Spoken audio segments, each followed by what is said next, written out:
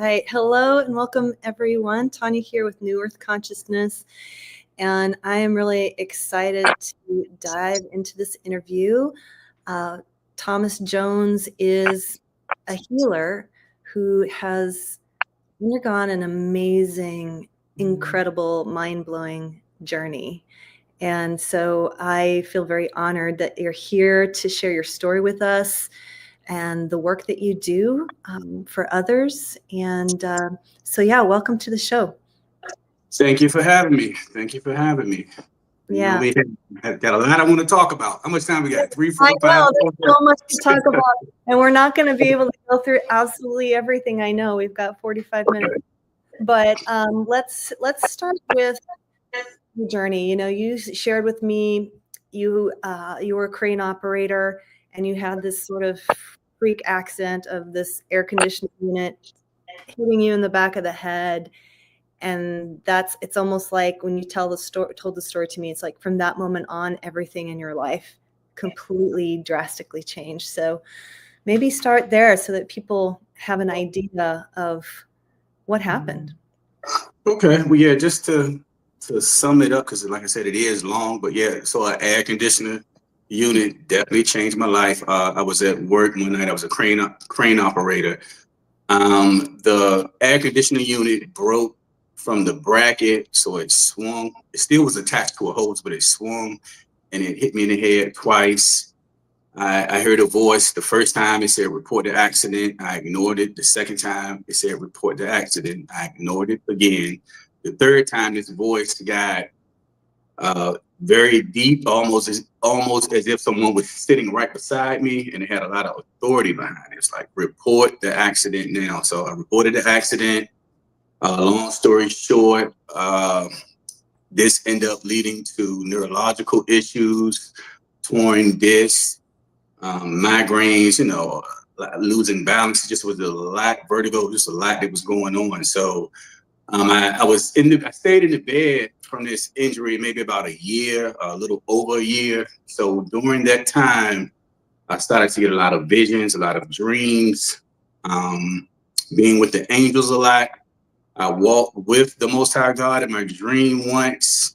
And I also, who I used to call Jesus, he came into my dream. So his name is not Jesus, it's Yeshua. Told me what his real name was. And I had maybe, 5 or 6 experiences with him through my dreams.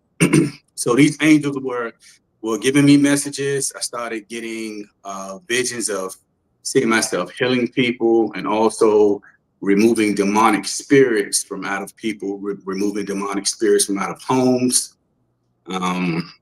Was told that I would start to travel and work with people all around the world. So eventually that happened. So that's kind of where I'm at now. So I travel weekly, work with people in other countries. I do that mostly through Zoom. So I work with from the youngest being 5 or 6 months, to working with pets, adults, kids, celebrities. So I kind of work with it all. And I've seen a lot of things. I get a lot of the very, very severe cases. Also going through that experience, I also achieved something that's called the lightbody as well. And, that's why I'm able to do a lot of these things that I can do. Yeah. So. And this whole journey, everything that you're sharing has been spanning over the last 8 or 9 years, right? Which is a long time. So before that accident, you didn't have any of these capacities, or did you? Well, before the, are you talking in terms of my gifts? The gifts, right? Yeah. So no, I've actually always had gifts. I guess I didn't know that they were gifts. I kind of thought it was normal. So I would see things, kind of predict things, but after this accident, this went to like a whole nother like level. Yeah. So. Yeah. And how do you heal? I mean, because I imagine from what you're saying, like torn discs and migraines. I mean, that's something that when someone has that kind of injury, from what I understand, it can affect someone for the rest of their life, and they never actually fully heal from that. So what what happened for you? Yeah. So I'm not healed. I still Mhm. have those issues. Yeah. So it's gotten better, Yeah.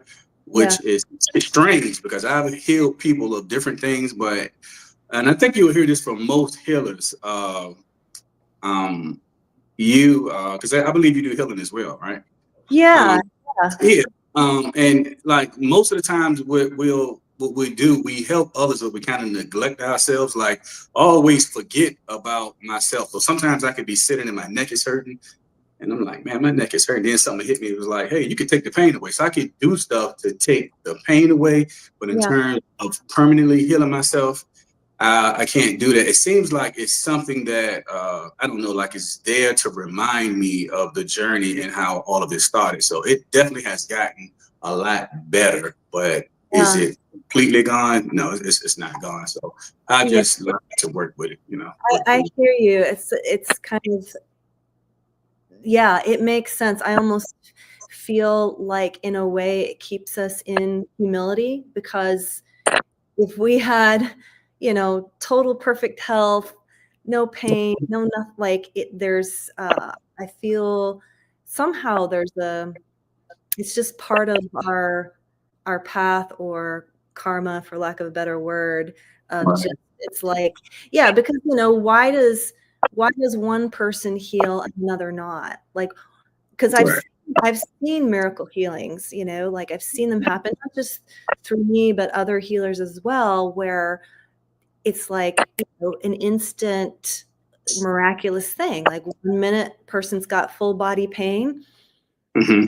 they undergo a brief session or whatever, and the pain's completely gone.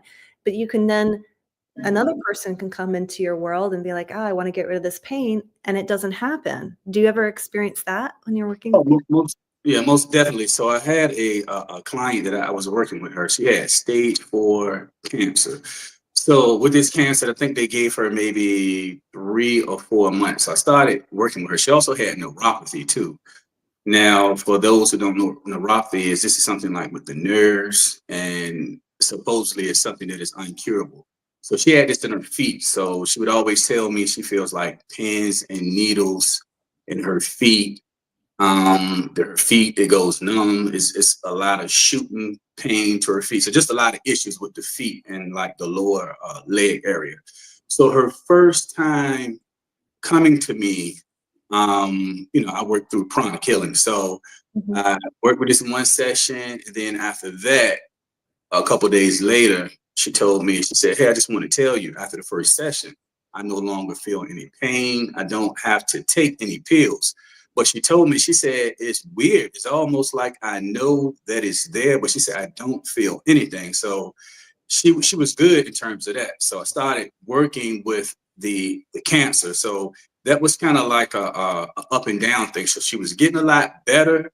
Then she kind of started going back downhill. But I ended up finding out later that she was working with other healers, and that's something I tell people: if you're going to work with somebody, work with one person, because everything I was doing, the other people that she was working with, it was kind of doing it in reverse. So the stuff was Yeah. clashing. But one day when she came in and she was leaving, I was kind of scratching my head because I was like, I'm trying everything and the neuropathy left. So why can't I? Her numbers were coming down, but uh, with her blood work, with her, this attached to her cancer. But of course, I wanted to see the numbers at 0. So I'm trying to figure out like what is happening. So I remember that day when she left, I was standing at the door and I was watching her, and an angel came in my office, and he says you're only seeing the person as for who they are now. So this angel was basically telling me that the karma was affecting her healing, and I could only see, of course, what I know about her now, and I don't know uh, her situations in her past lives, and this was affecting the healing for her. So I Mhm. was like, okay, because again, I'm like, in one case, the neuropathy went away, but the cancer didn't go away. But I worked with her, and she, the 3 or 4 months ended up turning to like a year and a half that she lived. And when we kind of separated and went our own ways, And then she started doing something else. And I don't want to be jumping all over the place, but she started jumping and doing some another type of healing. Some demonic spirits attached to her. So when I saw this, I tried to call her, but by that time, they had such a strong hold on her, and she ended up dying like 30 days later after that. Wow. Yeah. So, yeah. Yeah. So I'm curious. So that brings up the question of how, when someone is looking to work with a healer, like what do you advise people? Like, how does someone discern whether or not working with a particular person is actually going to be beneficial to them? Because I feel like when you're working in spiritual realms, it's not like, when people think of spiritual realms, it's not all hunky dory, right? Like it's just another world that also has, like you were talking about, the demons and the angels, and I have witnessed, I feel like there's a lot of spiritual traps, right, that one can fall into when you're walking the path. That's why it's not for the faint of heart. So for someone who's, innocent, and, somewhat like the client that you're talking about, like obviously she's stressed out and kind of like in a point of desperation. And that's when, people start operating out of fear and trying to, grab at anything. How what would you advise people as far as like, yeah, how do you discern which healer to work with? Right. So first of all, I'll say, since I've been working within the whole, spiritual thing, spirituality, this stuff is very, very tricky. I mean, it's tricky, but I would suggest to pray and fast, because when you do that, that is a way for you to gain clarity, in order to see who you're working with, because there's a couple things that I've been seeing since I've been working with this. Okay. So number one of the things that I see, okay, you may go to a healer, but the healer is doing so many other things in the background that that person may not know about. And that healer could be possibly tangled in some type of witchcraft. Sometimes it's knowingly, sometimes it's unknowingly. Now, let's just say, for example, this healer is somehow tangled up in witchcraft. All right. So, and some spirits have jumped inside of the healer. Okay. So now, once we start the healing, when this healer touches the client, it is a great chance that whatever is attached to the healer, it can be imparted in the client. So it can run through the healer, come out of the hands, and go inside of the body of the client. So that's one thing that I've been seeing. So I always say to pray and to fast for discernment, because when I started this, I started off just getting Reiki books, trying to read on it, because at the time, that's all I knew in terms of energy healing. So I'm thinking that, okay, let me train myself up for this. And then one day, as I was sitting, praying and fasting, things started coming to me that to pull away from the Reiki, because something wasn't right. I didn't understand it. Later, I found out. So this, I end up switching over to pranic healing. So what I end up discovering with the Reiki is, when the Reiki masters are being attuned to these ancient symbols. So these are ancient symbols. So these are what we call pagan symbols. So when you're being attuned to these symbols, when you're being synced to these symbols, again, they're pagan and this is demonic. So what happens is, you attune to these symbols, so you start to heal using these symbols. So again, let's say if you're touching the person, and if something has entered you, now that spirit or that demon can come out of your body and it can go into your client's body. So that's what I've been seeing. So I worked with several Reiki masters, and it has some very, very bad stories. So in terms of what happened to them after the sessions. So the pranic healing, I tell people, you're working with the same exact energy in terms of prana. Some people have different words, universal energy or chi, but prana, same thing. The difference with the pranic healing is, so you don't have to get attuned to anything. You don't have to go through any rituals, and you don't have to touch anyone. So that's the huge difference. So it's a lot more safer. Now, I'm not saying every Reiki master is tainted with these demons. That's not what I'm saying. What I'm saying is I've had cases that I'm continuously seeing, and this could happen. So I would suggest to go with the pranic healing in terms of just being safe. Being safe. Interesting. Yeah. And so can you talk about, so in my awakening journey, I've definitely have had experiences with demons in the astral realms. Like when I awoke, I would see them. And I've heard some people say that, and I'm curious about your opinion on this, that, well, one, I'm curious, like what are demons according to you? And then I feel like I've heard in some spiritual circles say that, oh, well, demons are just some aspect of yourself that you haven't fully accepted and that needs to be unconditionally loved, right? Like, because it makes me think of what the Bible says that Yeshua said, which is love thy enemy, right? So I'm curious if you could talk about that and your experience that when you've shared with me that you actually have these conversations with these demons and you have names and all of that. And I'm also curious, like, why are they here? Like, why are they, what's the, are they here to teach us something? What's the purpose?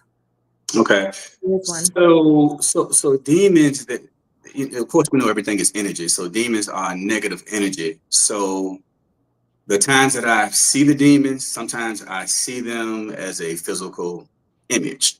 All right. Other times I see them as energy. So this could appear to look like a purplish, pinkish smoke is what I normally see. And I'll see it, and it could be moving all around the walls, all around the room. So I can see it that way. Sometimes if it's a serpent, I can see this serpent, and it'll be coiling around a person's head, around their neck. So I see them in different ways. The second part of your question, in terms of what's the reason, like why are they here? So they are definitely here to cause destruction. The end game is to take your life. I tell people, if anybody is coming to you and they're saying, okay, my life feels like it's perfect, I have no issues, everything is just going well, yada yada yada. Those type of people are probably already on the path of how can I say, Satan kind of looks at those people like, okay, they're already doing the things that we want them to do. They're already on the wrong path. So we're not going to mess with them so much. Let's go to the ones that have these bright lights, the ones that have these big assignments from God, the ones that are the healers. So they want to start trying to attack you, because you're here, you're helping people, you're kind of on the right, the right path. You have you're filled with love, that sort of thing. So their end goal is to try to attack you. And from what I see, they attack the mind first. Take away the mind, that's like taking away the foundation, the person can crumble. So I deal with a lot of cases of like severe, everything is always like severe, the stuff I deal with. So it'd be like severe anxiety, severe depression, people have these suicidal spirit that I see, that sort of thing, because they want to break you down mentally and they want you to take your life. So that's the end goal, just pretty much destroy you. So that's what their assignment is, to destroy you. And when I'm having these conversations with these demons, because have you ever seen the cartoon The Little Mermaid? The movie? Yeah. The movie. So you remember the witch named Ursula? Yeah.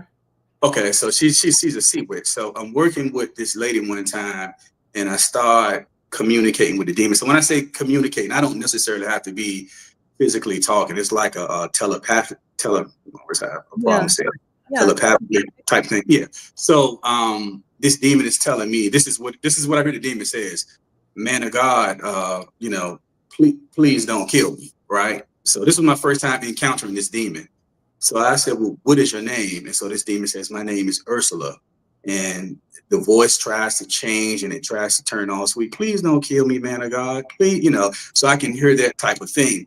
So I tried my best to talk to this lady so we can set everything up, because I knew that this demon, if I couldn't get to her during this conversation and get her to kind of believe what I was saying, I knew that I wouldn't speak to her again, because this spirit was so strong in her, it would pull her away.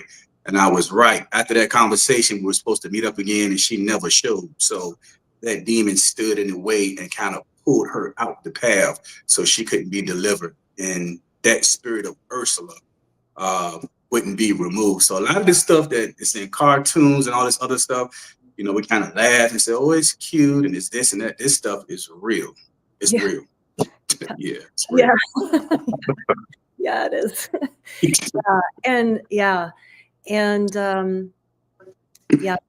That's so much. And so how, when people hear this, like, so one of the things I think that can probably stir some fear in people, what are ways in which people can, I guess, fortify themselves, fortify their energy body, their spirits, so that they're not attracting these kind of spirits into their field.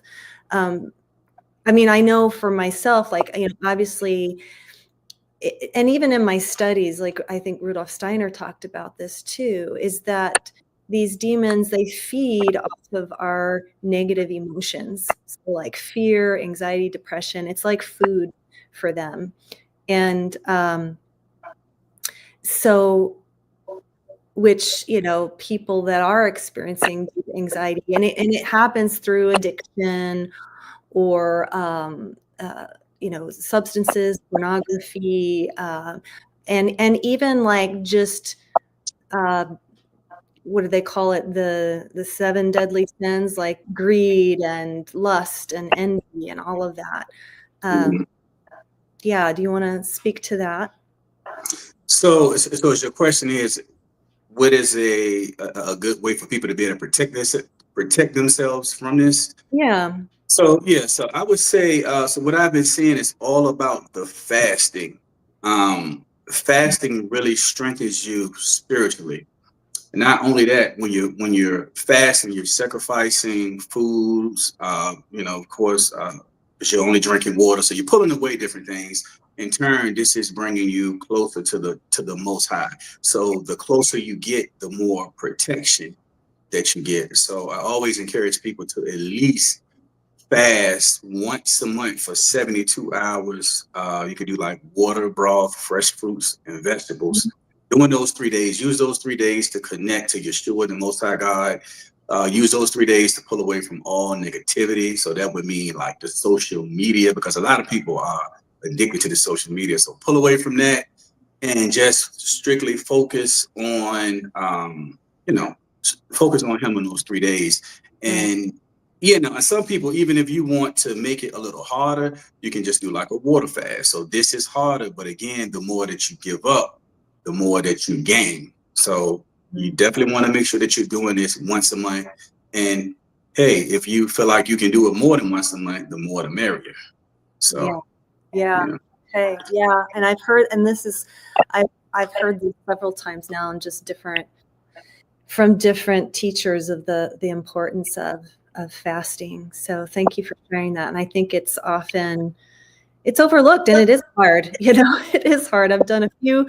I definitely have been feeling like I need to incorporate it more on a regular basis. It's like part of the routine.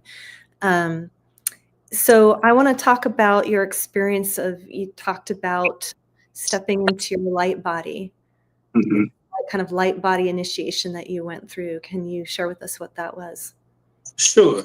So after the accident, Well, you know what? Even before the accident, I was noticing that there was a lot of vibrating that was happening in my body. So I never knew what this was. So of course, I would talk to some family members. I would go to the doctor, asking them like, "What is happening?" No one could figure it out. Um, so I remember one time I was telling my father, I said, "Hey, I'm doing this vibrating. I don't know what's going on." You know, he's like, "Hey, it's all in your mind," you know. So I was like, "No, it's not in my mind. Like I feel my body vibrating." So fast forwarding to the accident, and after that happened, I had this vision, and in this vision, I was inside of this ball of light, like golden light. So I'm standing in the middle of this light. I could feel things being pulled out of me, like ripped out of me. It was actually painful.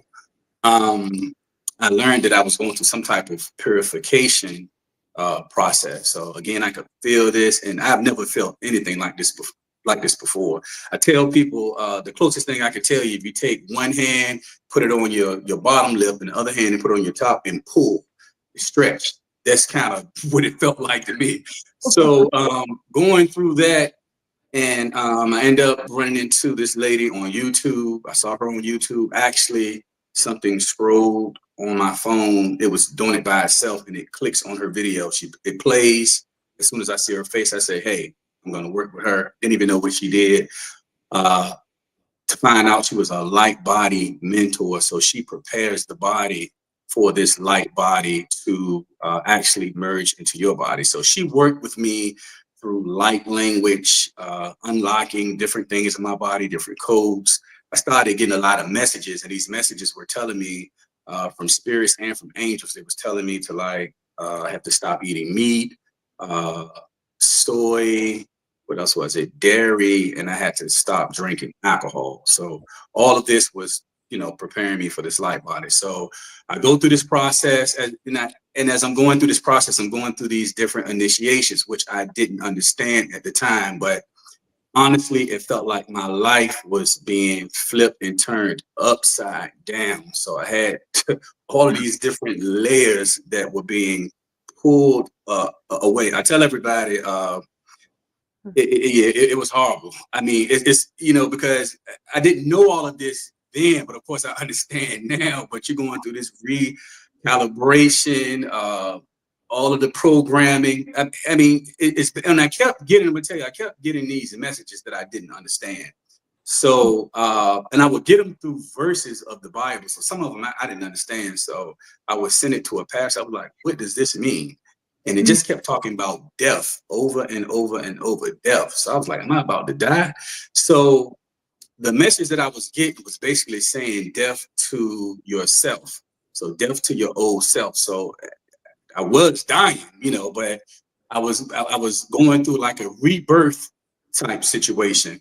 So I go through this, I go through these initiations. Um, Everything in my mind is being changed. It's like my body is under construction. Everything is just being changed around, flipped around.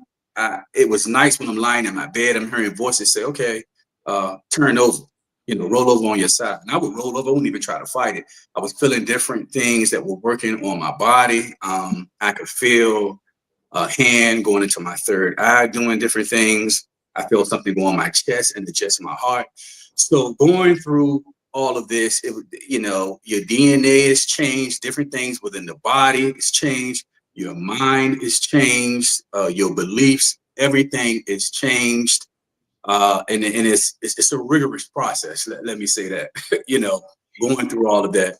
But yeah, so you know, I go through that, and I go through the light language with the mentor. So the light body, which is this, I tell people it is a projection of your body, and it's made of energy, and it's solid, and it was like a golden light. So that actually came into my body, that merged into me. After that happened, it's like everything just like was on steroids then. Yeah, everything. Wow. Yeah. Yeah, like just sounds like a quantum amplification of Right. everything. Right. Yeah. Wow. Yeah. Yeah, amazing. Um, I'm curious, like throughout. So I feel like we're in such an interesting, well, that's for lack of a better word. I use that word way too often, but we're in this place in humanity and the sort of the timeline that we're on. Like, I feel like we're at this choice point. And actually just the other day, it was only a couple days ago, I was just waking up from my sleep, and as I'm waking up, I hear this voice or this sentence saying, basically that we can choose. We're at a point where we get to choose convenience or the earth, itself. And I'm curious, like, what kind of communications have you received as far as like a message that humanity needs to hear in terms of our path moving forward? So in terms of the messages that I get, when I'm talking to Yeshua, I normally get messages, and the type of message he'll tell me, he was like, go help my people. I remember one day as I was praying, so I saw an image of like the side of his face, and I just remember seeing tears running down his face. And so I was trying to figure out like what's happening, like what's going on. And I remember him telling me, he was like, there's so many of my people they're suffering, because they won't come to me, because they won't give up the worldly things. And because they won't give up these worldly things, Satan has this grip on them. And so that's when he told me, he said, teach them how to connect with me.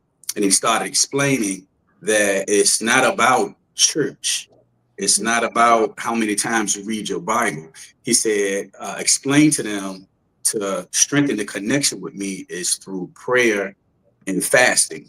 And again, he's saying, because so many of them are suffering, so many of them are suffering because they're not coming to me, like I said, they like, some people feel like, and I know whatever works for people, but some people feel like, okay, I can go to church and that's all I need to do. Or some people say, okay, I read the Bible and that's all I need to do. But again, he kind of reiterated to tell them that the connection gets strengthened through the prayer and the fasting. So that is something that I've heard like over and over. A lot of people have certain callings on their lives that they are ignoring because of this fear. Everybody is, a lot of people are scared.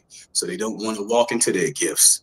They're not walking into their calling. So that's something that I hear a lot in terms of that, the praying and the fasting. Come to him so you can hear, or tell the people that they need to take time. Like, you take time for everything else. Take time for yourself. Sit and quiet the mind.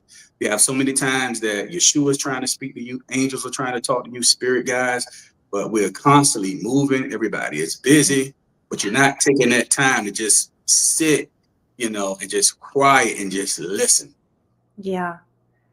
That is Thomas, that's such a powerful message. I mean, it's just like, for me, I'm just like, it's so true, because the world is filled with so much distraction and seduction, and we're just kind of going about our lives unconsciously. And, I feel like, yeah, what does it say in the Bible? Like, be in the world, but not of it. And I can see how the prayer and the fasting is just reconnecting to that truth of just like, you're more than this physical body. And yeah, you are not of this world. And through the prayer and fasting, it connects you more deeply into that truth and that knowing. And I feel like I feel like the reason why so many of us are, we're on hamster wheels and we're trying to get, and all this stuff, is that, and it all kind of boils down to this fear of death. I feel like, this fear of dying. And so when you're fasting and you're praying and you connect to these higher truths of who you really are, and you remember like, oh yeah, I'm infinite. Like, there is no death, Right. And then from that knowing, you can move forward in your life with so much more courage and faith. And yeah, I mean, it's not easy, but I really, really appreciate that you And do that. I just want to touch on something real quick, because just like how you were saying, there's no death, so I have to constantly explain it to people. So that, yeah, there is no death. We just lose the body. And even in my book, I talk about this, how I went through multiple when I was having dreams. Like, I got shot in one dream and I died, and the body was like a shell. Even though I was slumped over, I was still looking around. I could see the blood running, but as I was speaking, I remember my voice was like, it was echoing. So yeah, so the body is a vessel. And something else that I hear a lot, especially from a lot of the heavy church going people, the religious people, they have this fear, oh, I'm going to hell. The pastor is saying I'm going to hell, and there's no such thing as hell. People don't understand that you create this hell. I tell people, you create your own hell with your reality, with your thoughts, but this literal place that people think that you're gonna go to, you're gonna burn. I'm like, it's false. It is not true at all. So I just wanted to say that, because I hear that a lot. Like, I just don't want to go to hell. And I'm like, there's no hell. There's no such thing as hell. You can create your own hell by your choices and your actions. But this fiery pit and all of this stuff that you're hearing, it's not true. Yeah, it's not. You're right. Yeah, it's not true. And when I listen to people who've had the near-death experiences, and they always talk about this life review, and that you experience how your interactions affected the other person. So if you were in one moment giving love to somebody, you're going to experience from that person's perspective what that felt like. And Right. and if you insulted somebody, you're going to feel that too. So in a way, I think maybe somewhere along the way, hell got translated in this way that it was like about like, yeah, you're going to burn in this fiery pit for eternity. It's like, oh, maybe the hell really is that you're going to experience those things where you were just, where you were not in alignment with your most highest potential, and you kind of succumb to these, lower Mhm.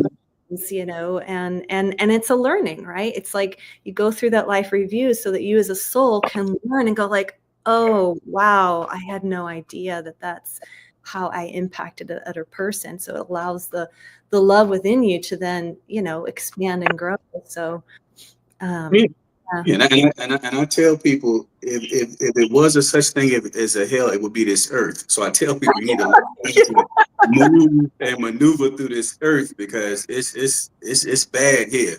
I mean, I say it all the time when I'm praying. I'm like, you're sure the Most High, like, when this assignment is up, I'm out of here. Like, I know. I'm go. Yeah.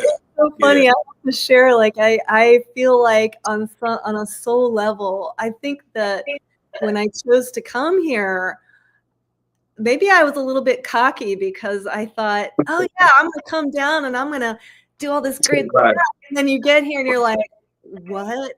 Oh my, Right. this Yeah. is so much more dense than I ever could have imagined. And so it can be it's humbling, but yeah, yeah, this life on earth is definitely, what do I want to say? Maybe you can put words to it. Well, it's very challenging. That's number one, and it's like, it's so many things that we don't know. So I get so much exoteric knowledge, So I try to share this stuff with people, because again, people are opening these doors and not even aware of what they're doing. I mean, and I see it so much. That's why I stay so busy, because different people are coming to me. Oh, I feel something moving in my body. I feel something slithering, and I have to tell them, hey, this is a snake. Or I have another lady who named her son Demon, but it's spelled like demon. And I had to explain to her, your son is having these issues because now you've placed a curse on him through the name. So many different, just different doors that are being opened, and people have no clue. Yeah, no clue. Yeah. Amazing. Well, you've written a book. It's called The Woke Prophet, Yeah, right? it's time to wake up. Yeah, the woke prophet is time to wake up. Awesome. And so people can get that, find that on your website. Yeah, Where's you can get it on my website, which is the www.energetic-hands.com. You can get it from Amazon. You can also get it from Barnes and Noble as well. And it's even a story behind the book, like what I went through to get the book out. And when I was telling you how these demons talk, so they told me, they was like, we will not let you expose us and put this work out. So it was like it was bad. I had stuff that was disappearing. My vision kept going in and out when I was trying to write this book. Felt like I had nosebleeds, the flu, dental, some dental work that came up. I mean, everything that you could think of. So it was a battle. By the time this book got to the printing company, they started having issues with their equipment. So it got to the point people started getting scared. Like, you know, we want to work with him. So I mean, it just was always something going on, you know, with this book, you know, with these spirits, these demons, because I learned so much, and I was dumping so much information, and the information just kept coming and coming. So I put it out there, and you know, hopefully people can grab it, read it with an open mind. Again, I'm not religious. I'm a spiritual person. That confuses a lot of people when they hear the word prophet. So that's something that Yeshua taught me early in the game, that the religion puts his people in the box. You ever seen it? That game when you walk forward, you hit a wall, you turn this way, you hit a wall. Well, that's kind of how it is, because Pac-Man or the only something? thing, the only thing you know is what you've been taught in this religion, and it's keeping him in the box. So yeah, it's a lot of good information about a lot of spiritual stuff. Yeah, awesome. And then you offer one-on-one healing, you offer coaching, spiritual coaching and mentoring. Yeah, tell us about your services and how people can work with you. Yeah, so yeah, through my website, so I do mentoring. I have a lot of people that have gifts that they don't understand. So I work with them with the gifts. I try to keep them on the right path, because it's so easy to stray off on the wrong path. So I work with different people with that, helping them to understand that. I also, of course, I do the spiritual consultation deliverance, and during that session I'm able to look to see what type of blocks you have, and I can identify the spirits, the names of the spirits. I can tell you how these spirits entered you. Then after that, you know, I can pray to remove that, but normally that's a process. I also know how to prepare something called deliverance or spiritual bath. So this is something that my spirits and the angels taught me. Everything I do is holistic, so I can use ingredients that are right out of your pantry, and I can touch them and pray over them, and it'll kill and destroy everything that's from the darkness that's in you. So I do that. Also, I do pranic healing, and that's the energy healing.